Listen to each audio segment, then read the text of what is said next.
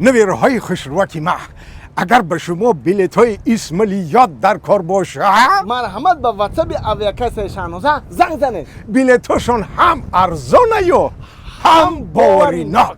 زمان رنجیده ای سیاد هوشی من که خواهد شد. اوتا؟ اوتا لبای اما شما رو چند بار گفتم که همین کار رو نکنین آخه 87 رفتید بدرو خونه یا چای کود زده دام بگی آخه و یا کسی میرم میارم میگیره قلمچک میکنن درختو را بچه ما یکون تر نمیمونم که دست شدنی حالا ایما برسونه. آخه نمی اولی مردم میفهمه میبینه با مرد چی میگه میگه که ربی بچهش از صاحبکار نامدار صاحبکار موفق اوتاش کار کرده عیب نیست. ما میدونی قطعی درخت صحبت کرده سام این درخت مای دهک بودن که ما شنونو قطعشون انمیت صحبت کرده یور نوزش کرده کلام کردم این کار نیست باشه می این سیمت زور نمیایا حالی همکاری من میایه میبینه با من چی بگم خیلی بگو که یا مردی کار رای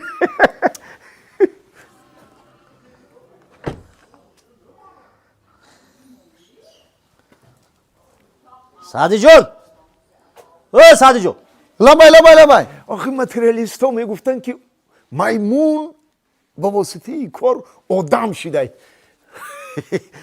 значит کار نکنی آدم میمون میشه. سلام علیکم. سلام علیکم. مقیم جان اکر از شما. نه سلامتی اون. رحمت. صحبت کنیم ماشین برای. نه خونه مرا. ندارم. نه بیاین اکر جان. مرا. خیر. شما دی. کورو چی گذشت کورو؟ کورو بسیار نه. خب همون آخرین واگونی که فرستادن بچه‌های شما قبول نکردن قبول کردن می. نه قبول کردن من زنگ زدم. دفتری ما ده حسابات اومده است که قبول نکردگی. نه کردن من زنگ زدم. خیال بشینین مرا. رحمت. اکنون من همین چیزا مصلحت کنیم گفتم اومدم. اكو سعدی جان این کار کمتر فهمیدن در که پولی مایده نیکو برادر. مقیم جان اکر هر دمون علایده بعد ایسو کتو میکنیم. کیه بای؟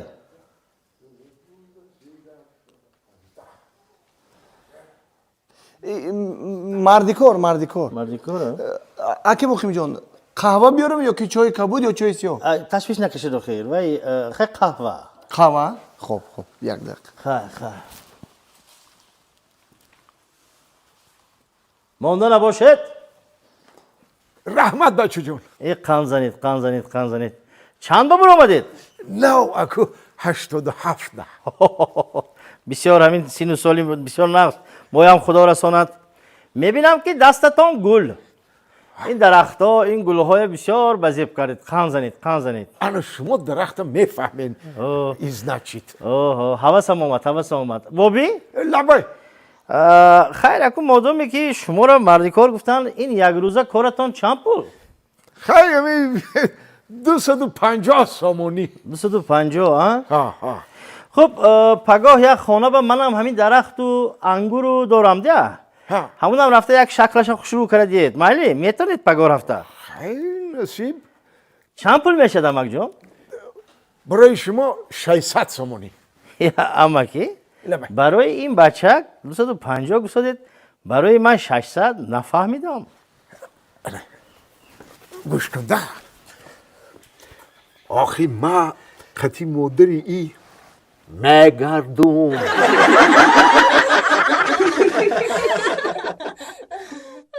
یه نداره آخه ای بای اما عروسی نه ایزون دیگر نداره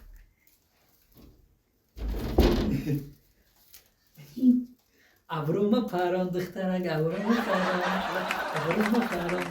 ابروما پران هپ السلام علیکم نغزه سوزه اپا تینجه سلامتون چه خیلی اپا؟ میبخشید اپا گفتی سن خیر خاله جان سوزه دیگه خانه تون همه چی خیلی خوبه؟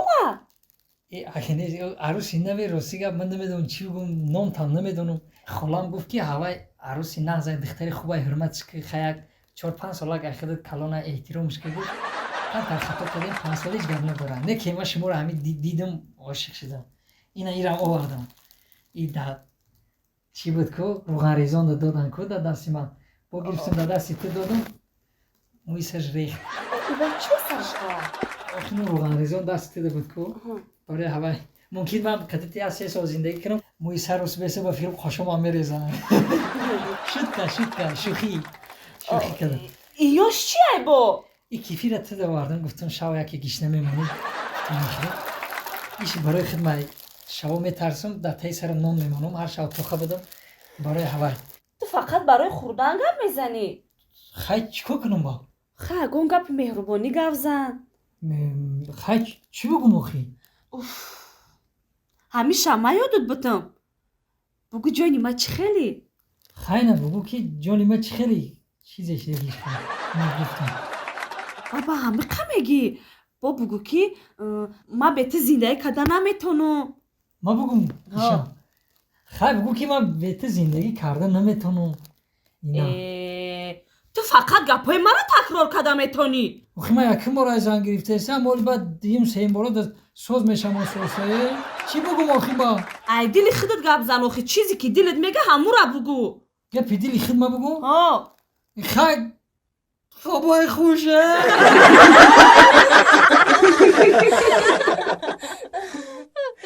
خی خدمت دعوت کنم ها؟ بله خدمت دعوت بسم الله الرحمن الرحیم چو کدستی آکا شما؟ پیش خدمت دعوت کردم چه؟ تکنولوژیا سه بار در میگن شما والا شما اینجا در حال نبیارم گفتم چه خونم در هیچ کس تو پایخ تخدم میتونم السلام علیکم چی خدمت کنم؟ اوچا شالله نکو جیبیست خدمت بسان من بیاکت شکلات گیرم تی هازی گرام میچم برای چه؟ هازی گرام میچم اوچا السلام علیکم چی خدمت کنم؟ خواهر جان میبخشید یک چیز پرسم همین در آمدگاه با شما حرفای قلم قطعی خیلی رئیسی ما نو شدگی نوشتتون ҳамиҷа акаи ҷуромурод раистон буд ку ҳоле ҳам кор мекарда бошанд ها جای کارشون به بعد چرا در درآمدگاه نویسید که رئیس ما نوشیدگی هوا یا زن گرفتن вай зан дошт ку از زنی نو گرفتن خیلی یکتا مرد چی هنر کم کو انگولچکا ها خدمت کراسیمی السلام علیکم مهمانان شما درستمی نازمی مهمانای نوا قبول کراسیمی گفتم موندی میهوبا کافه ناوی موبا قایده های نو کسی که انامی کابینه به میشند در آمدنش 100 سومون بر آمدنش 150 چک بنویسم انگولچکا اگه کام بودین اسمی не شما маиш رئیسی نو و قایدی نو دیم қоидаи нава